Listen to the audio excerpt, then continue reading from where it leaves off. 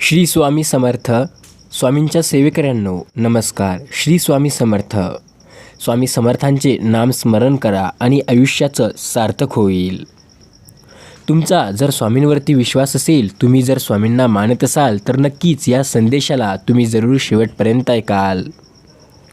तर ऐका, जेव्हा आपण श्री स्वामी समर्थ म्हणत असतो तेव्हा आपल्या अंदर जे वाईट शक्ती आहे, जे नकारात्मक ऊर्जा आहे, ते पूर्णपणे बाहेर निघून जाते. म्हणून आपण दिवसात स्वामींचे एकदा तरी नामस्मरण करावे. हवे तशी नामस्मरण केल्यास स्वामी सदैव आपल्या पाठीशी राहतात आणि आपले संकटे हे दूर करतात.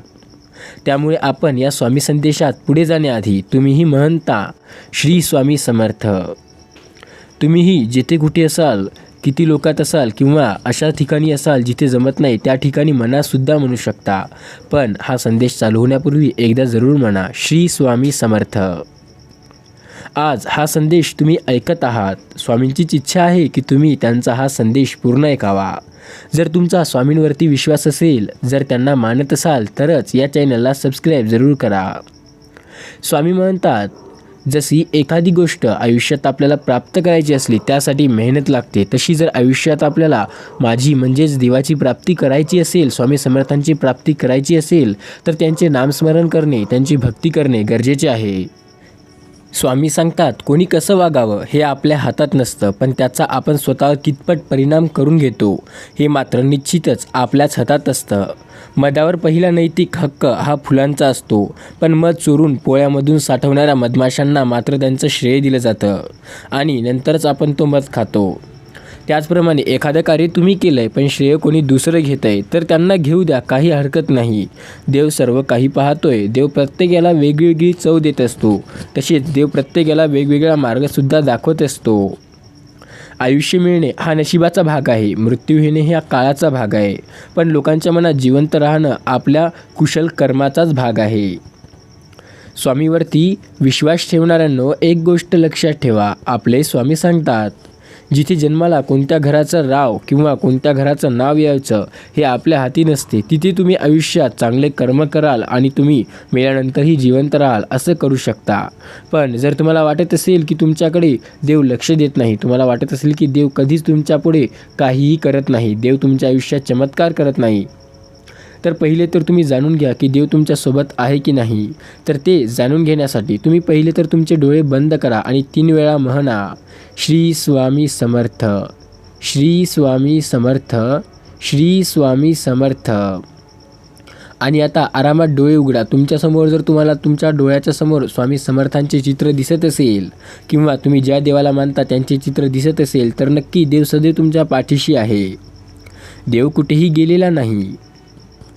ज्या पैशाच्या जोरावर आपण अहंकार करतो, तो पैसा कायमच असेल असं नाही. चेहऱ्याची सुंदरता आपण आयुष्यभर मिळवतो का? नाही, कालांतराने ती सुद्धा जाते. ज्या शरीरावर आपण गर्व करतो, कालांतराने त्यालासुद्धा वयाची मर्यादा आहे. ज्या मुलाचा आपल्याला अभिमान वाटते, ती सुद्धा उतार वयात आपली काळजी करतीलच असे नक्की नसते. ज्यांना आपण आयुष्यभर समजतो, ते सुद्धा आपल्याला पडत्या काळीत सोबत देतीलच असे नसते. ज्या रिश्तेदारांवर, ज्या नात्यांवर आपण एवढा विश्वास ठेवतो, ते आपली साथ देतील असे नसते. साथ देतात तर ते आपले चांगले कर्म. बाळा, तुला स्वामी सांगत आहेत, तू लक्षात घे, स्वामी तुला म्हणत आहेत.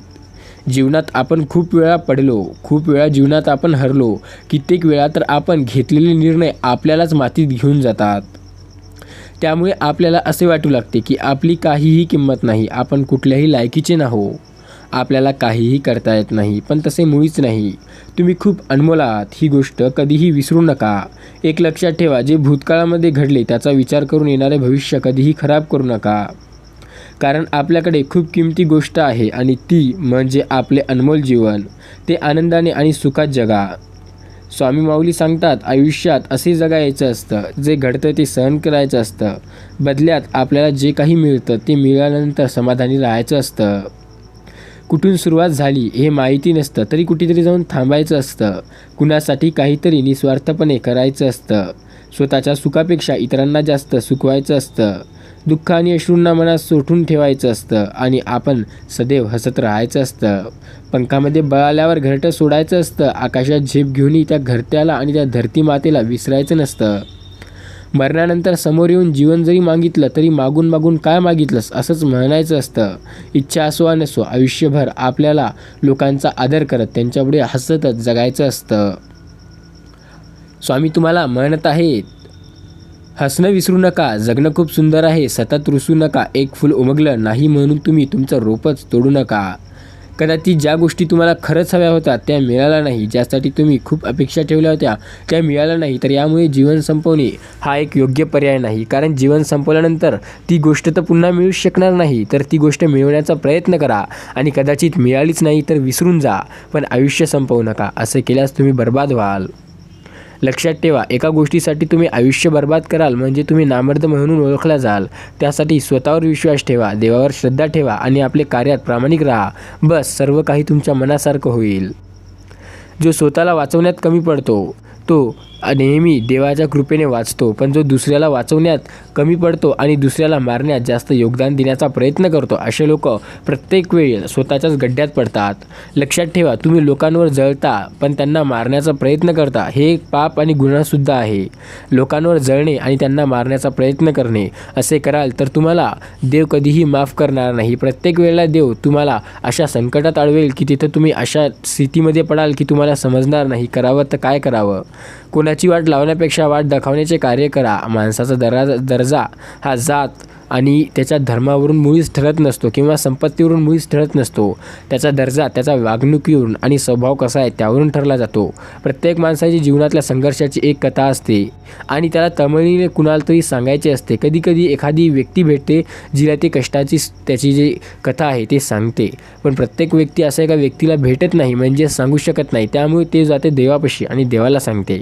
त्याचमुळे देवाची श्रद्धा ठेवा. देवावर जर तुम्ही श्रद्धा ठेवून त्याला तुमची अडचण, तुमची कथा, तुमची व्यथा सर्व काही सांगाल तर देव सदैव तुमच्या सोबतीला राहील. देवाला विनंती करा की हे देवा, हे परमेश्वरा, तुमच्यामुळे माझं आयुष्य सुरळीत चाललेलं आहे आणि असंच चालू द्या. तुमचा आशीर्वाद सदैव माझ्यावर आणि माझ्या कुटुंबावर राहू द्या. मी सदैव तुमचा आभारी राहीन असे देवाला म्हणा. देव सदैव तुमच्या सोबतीला राहीन. काळजी करू नका, देव सर्व काही योग्य करेल. फक्त विश्वास ठेवा आणि देवाचे नामस्मरण करा आणि म्हणा श्री स्वामी समर्थ. स्वामी समर्थांचा 108 वेळा जप जर तुम्ही दिवसात एकदा कराल तर तुमच्या आयुष्यात सकारात्मक ऊर्जा वाढेल. ज्या गोष्टी सोडून दिल्या त्या आता पूर्ण होण्यास सुरुवात होईल. त्यामुळे विश्वास सोडू नका, विश्वास ठेवा. तुमचा विश्वासच तुम्हाला आयुष्यात यशस्वी किंवा अपयशस्वी बनवते. लक्षात ठेवा, तुम्हाला ज्या गोष्टी पाहिजेत, गाडी, घर, ऐश्वर, प्रसिद्धी, पैसा सर्व काही मिळेल. फक्त देवावर विश्वास आणि प्रामाणिकपणा ठेवा. या 2 गोष्टी तुम्हाला सर्व काही देऊन जातील. श्री स्वामी समर्थ. जय जय स्वामी समर्थ.